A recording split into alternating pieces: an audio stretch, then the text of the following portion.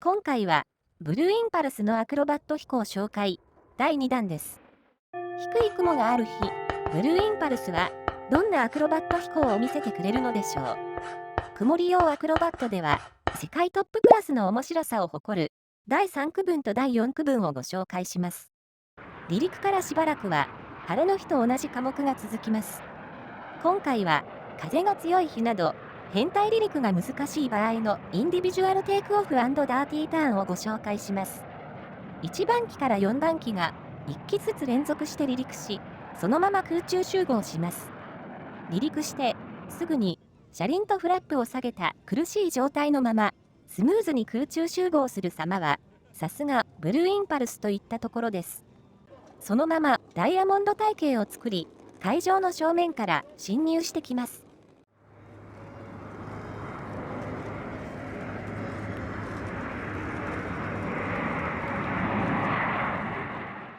5番機、6番機の離陸、ローアングル9番とロールオンテイクオフも、晴れの日と同じですが、同時離陸の映像をご紹介します。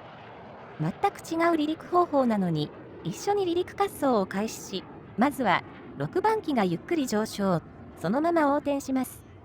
その間、5番機は、身を隠すように超低空飛行で加速し、規定の速度に達すると一気に急上昇します。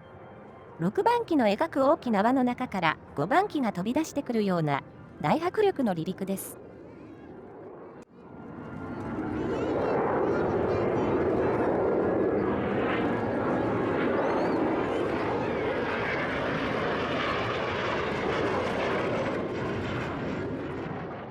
次は4機のファンブレークです。地上から見上げた時に綺麗なひし形に見えるよう、後尾の4番機は少し上へずれて飛んでいます。4ポイントロール。映像は珍しい背面状態から始めるインバーテッド4ポイントロールです。チェンジオーバーターン。これも晴天時と同じです。縦一列のトレール体系で侵入した5機が旋回の開始と同時に一気に広がります。これだけ間隔の離れた体系を一瞬できれいに均等に形作る技術は世界的にもトップレベルです。戻ってくるまでの間、お天気が悪い日のアクロバットの特徴をご紹介します。雲に入らないように低い空を飛び回るため、ローショウと呼ばれます。対して、晴天用はハイショウです。ローショウでは、変態横転など、斜めに上下する科目を多用するため、全体的に演技高度が低く、普段より近く感じる特徴があります。もっと雲が低く、斜め系の科目もできない場合は、高度変化の少ない科目だけで構成されるフラットショーになります。ブルーインパルスの場合、第3区分がローショー、第4区分がフラットショーと呼べそうです。空高く上昇するダイナミックさを見せられない空模様の中、いかに工夫を凝らして迫力を演出するかが、ショーの面白さを左右します。続いて、5番機のインバーテッド&コンティニュアスロールは、晴天時とは動き方が違い、背面飛行後に大きな左斜め上昇旋回と降下を行い、海上の正面へ回り込みます。後半の3回連続ひねりは、海上に向かって行うため、大迫力です。デビューした1996年は、ハイショーでもこのパターンでしたが、翌年のアメリカ派遣の際に、今の形に変更されました。アメリカやヨーロッパでは、日本よりも安全基準が厳しく、観客に向かって飛ぶコースでアクロバット起動をすることが許されないためです。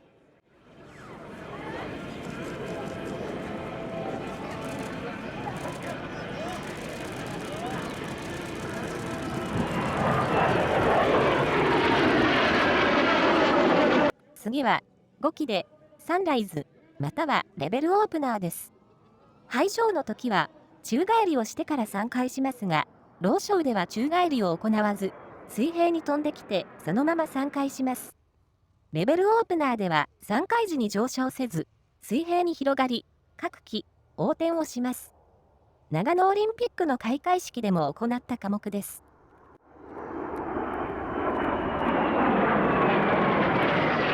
インバーテントロール。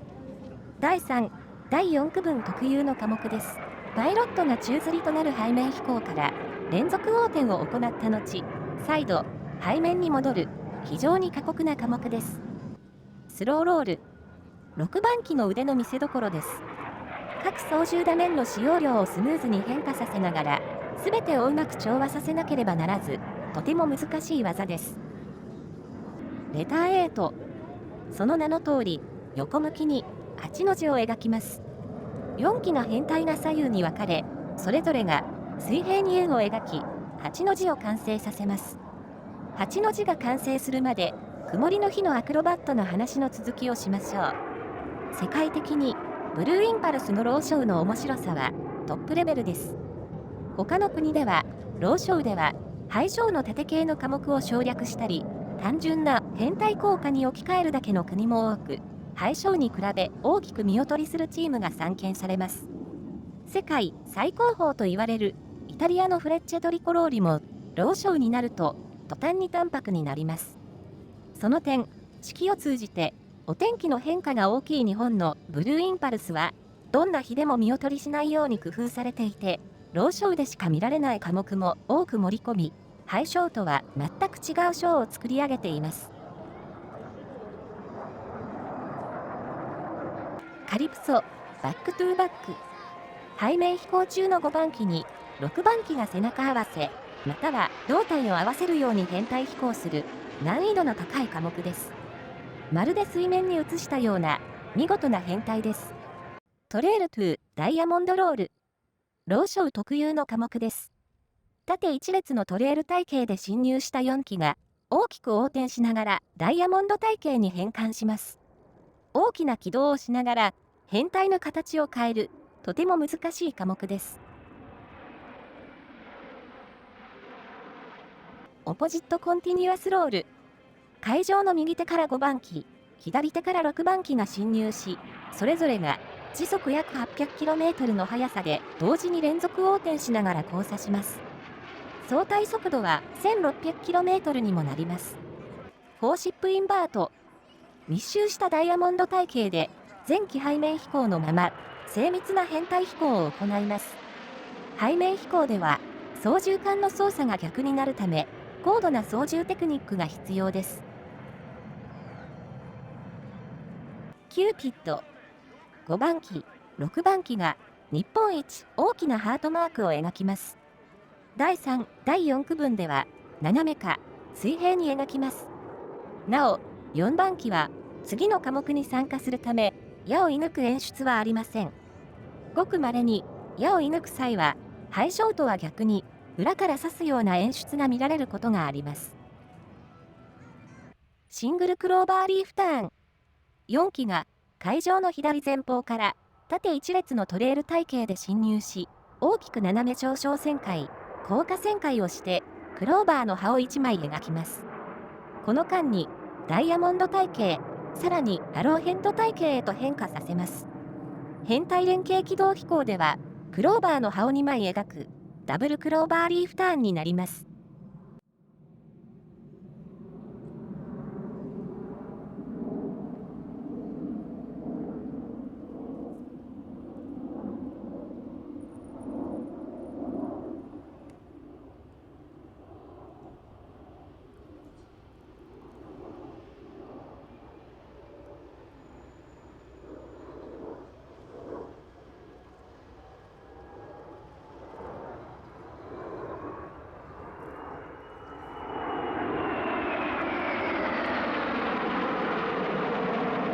オポジットトライアングル。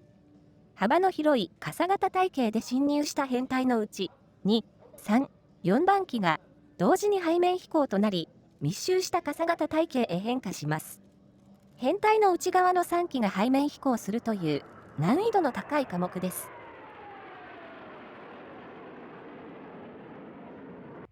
ダブルロールバック。6機のデルタ体系から、まずは5番機6番機が、続いて2番機3番機が、それぞれ左右に横転しながら、4番機の後ろに下がることにより、白鳥をイメージしたスワン体系に変化します。ロールバックでもっと近い位置へ移動するチームはありますが、大きく離れた位置へ正確に後退し、ピタリと収まるのは、間隔の広い体系も得意な、ブルーインパルスの本領発揮といったところです。ボントンロール。6機すべての一斉横転は、パイロット全員の意思が通い合って初めて、一糸乱れぬタイミングとなる難易度の高い科目です。さくら。4番機を中心に、5方向に規則正しく位置した各航空機が一斉に左旋回し、それぞれが円を描きます。4番機は、花の芯、他の5機が5枚の花びらとなり、日本の国の花、桜を作ります。一つ一つの円の直径は約500メートル、桜の花の大きさは約1500メートルになります。旋回を始める前には、各機ともとても離れた位置で正確に編隊を維持していなければ、綺麗な桜にならないため、とても難しい科目です。晴れの日でも桜を見せることもあります。2020年東京オリンピックの五輪は、この桜をアレンジして作られました。タッカクロス。5番機と6番機が正面から背面飛行で進入し、急旋回してギリギリの間隔ですれ違います。すれ違った2機は、それぞれ滑走路上で急上昇に移り、横転しながら地上約1500メートルまで一気に駆け上がります。第4区分では、急上昇は行わず、左右へ飛び去り、水平に切り返してきます。これはタック2と呼ばれます。再び、会場の正面で高度100メートルの低高度を背面飛行ですれ違います。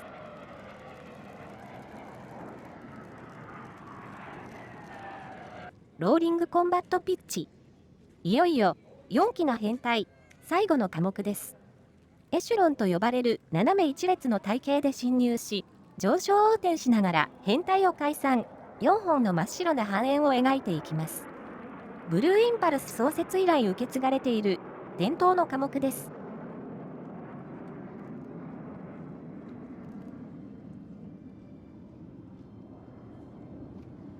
コークスクリュー。5番機、6番機最後の科目です。背面飛行をしている5番機の周りを6番機が螺旋を描いていきます。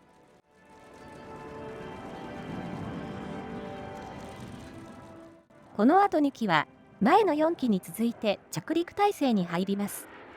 曇天でしか見られない科目も多い見どころいっぱいのショーですね。次回は気象条件がギリギリの時にブルーインパルスが見せる様々な編隊、降下飛行や雨の日の対応などをご紹介します。